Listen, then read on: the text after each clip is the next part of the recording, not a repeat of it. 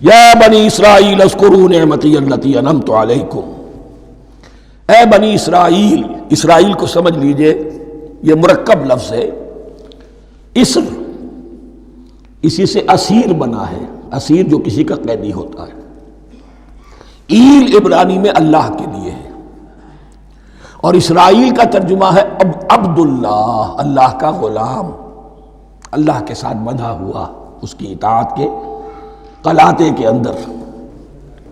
تو یہ اسرائیل یہ لقب ہے حضرت یعقوب علیہ السلام کا۔ ان کے 12 بیٹے تھے، 12 بیٹوں سے جو نسل چلی وہ بنی اسرائیل ہیں، انہی میں حضرت موسیٰ کی بعثت ہوئی اور تورات انہیں دی گئی، پھر یہ ایک بہت بڑی امت بنے۔ ان پر 4 ادوار آ چکے تھے قرآن مجید کے نزول کے وقت، 2 مرتبہ اللہ کی رحمت کی بارشیں ہوئیں، انہیں عروج نصیب ہوا، 2 مرتبہ ان کو دنیا پرستی، شہوت پرستی، اللہ کے احکام کو پس پش ڈال دینے کی سزا میں عذاب کے کوڑے ان پر برسے۔ اس کا ذکر آئے گا سورہ بنی اسرائیل کے پہلے رکوع میں۔ اس وقت جب کہ قرآن نازل ہو رہا ہے، اس وقت وہ اپنے اس زوال کے دور میں تھے۔ حال یہ تھا کہ حضور صلی اللہ علیہ وسلم کی بعثت سے پہلے ہی 2nd ٹیمپل بھی شہید کیا جا چکا تھا، گرایا جا چکا تھا۔ حضرت سلیمان نے جو بنایا تھا ہیکل سلیمانی، جس کو یہ 1st ٹیمپل کہتے ہیں، اسے نیبوکدنضر نے گرا دیا تھا حضرت مسیح سے بھی کئی سو سال پہلے۔ لیکن اس کے بعد پھر یہ رومنز نے سن 70 عیسوی میں حضور کی ولادت سے 500 برس پہلے ان کا یہ یروشلم تباہ و برباد ہوا، اس میں لوگوں کو قتل کیا گیا، قتل عام ہوا، اور 2nd ٹیمپل جو ہے وہ بھی گرا دیا گیا، جو اب تک گرا پڑا ہوا ہے۔ صرف ایک ویلنگ وال ہے جس کے پاس جا کر یہودی جو ہے ماتم کر لیتے ہیں، روتے ہیں، اور اب وہ بنانے پر تلے ہوئے ہیں اپنا 3rd ٹیمپل، اس کے نقشے بن چکے ہیں، بلو پرنٹ بن چکے ہیں۔ لیکن بہرحال جس وقت قرآن نازل ہو رہا تھا یہ بہت ہی پستی میں تھے۔ اس کے بارے میں فرمایا، اے بنی اسرائیل ذرا یاد کرو میرے اس انعام کو جو تم پر ہوا۔ وہ انعام کیا ہے؟ میں نے تمہیں اپنی کتاب دی، نبوت سے سرفراز فرمایا، اپنی شریعت تمہیں عطا فرمائی، تمہیں داؤد، تمہارے اندر داؤد اور سلیمان جیسے بادشاہ اٹھائے جو بادشاہ بھی تھے، نبی بھی تھے۔ وَأَوْفُوا بِعَهْدِي، اور میرے وعدے کو پورا کرو تاکہ میں بھی اپنے وعدے کو پورا کروں۔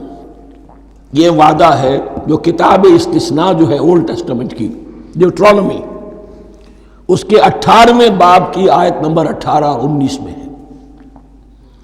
حضرت موسیٰ سے خطاب کر کے اس میں اللہ نے یہ الفاظ فرمائے، میں ان کے بھائیوں میں سے تیرے مانند ایک نبی برپا کروں گا اور اس کے منہ میں اپنا کلام ڈالوں گا، اور وہ وہی کچھ بتائے گا جو میں اس سے کہوں گا۔ یہ گویا کہ حضرت موسیٰ علیہ السلام کی امت کو بتایا جا رہا تھا کہ نبی آخر الزماں آئیں گے اور تمہیں انہیں قبول کرنا ہے۔ قرآن مجید میں اس کا بڑا تفصیلی ذکر سورہ اعراف میں آئے گا انشاءاللہ، لیکن یہاں فرمایا اوفوا بعہدی اوف بعہدکم، تم میرا عہد پیرا پورا کرو، میرے اس نبی کو تسلیم کرو، اس پر ایمان لاؤ، اس پر کی صدا پر لبیک کہو، تو میں تمہیں میرے انعام و اکرام اور بڑھتے چلے جائیں گے۔ وَإِيَّايَ فَارْهَبُونَ، اور صرف مجھ سے ڈرو۔ وَآمِنُوا بِمَا أَنزَلْتُ مُصَدِّقًا لِمَا مَعَكُمْ، اور ایمان لاؤ اس پر جو میں نے نازل کیا ہے، جو تمہارے پاس جو تورات ہے اس کی تصدیق کرتے ہوئے آیا ہے۔ اس کے 2 معنی ہے، ایک تو قرآن تصدیق کرتا ہے تورات کی اور انجیل کی، فیہا ہدی و نور، فیہ ہدی و نور، اور دوسرے یہ کہ قرآن اور محمد صلی اللہ علیہ وسلم ان پیشین گوئیوں کے مصداق بن کر آئے ہیں جو تورات میں تھی، ورنہ وہ پیشین گوئیاں جھوٹی ثابت ہوتی۔ ان کے مصداق کون ہے؟ قرآن اور محمد صلی اللہ علیہ وسلم، یہ دونوں معنی اس کے ہیں۔ وَآمِنُوا بِمَا أَنزَلْتُ مُصَدِّقًا لِمَا مَعَكُمْ وَلَا تَكُونُوا أَوَّلَ كَافِرٍ بِهِ، اور دیکھو تم ہی سب سے پہلے اس کا کفر کرنے والے نہ بن جاؤ۔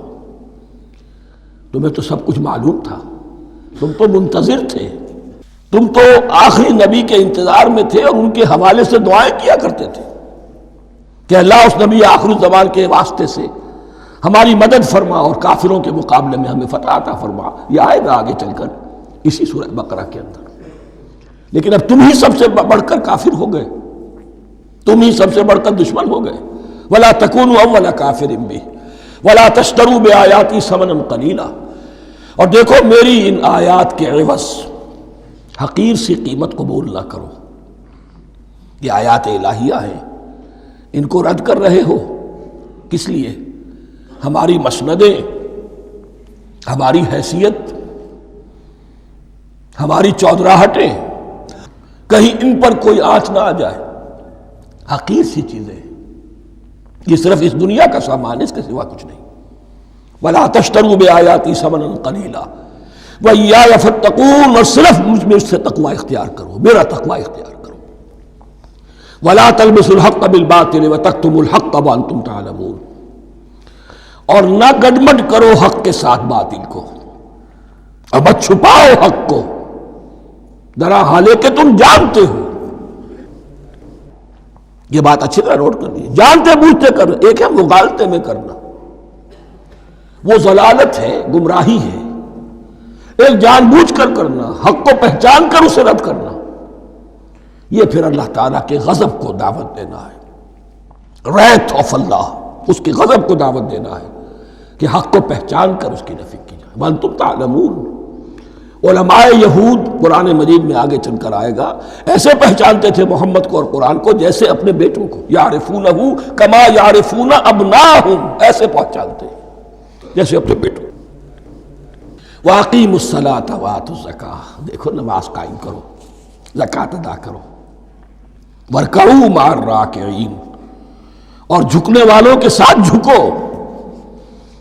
یہ اول تو رکوع کو انہوں نے اپنے ہاں سے خارج کر دیا تھا، ثانیاً باجماعت نماز ان کے ہاں ختم ہو گئی تھی.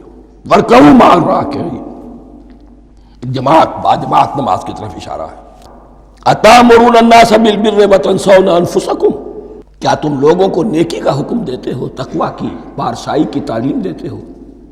میں کہہ رہا ہوں نا کہ اصل میں مخاطب کون ہے؟ علماء یہود.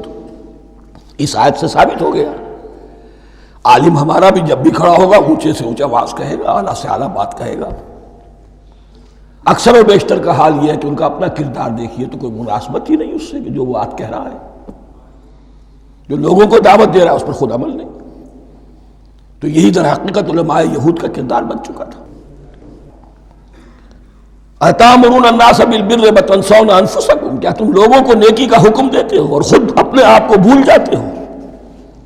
وَأَنْتُمْ تَتْلُونَ الْكِتَابَ، اور یہ سب کچھ تم کر رہے ہو اس حال میں کہ کتاب پڑھتے بھی ہو، تورات پڑھتے ہو، صاحب تورات ہو.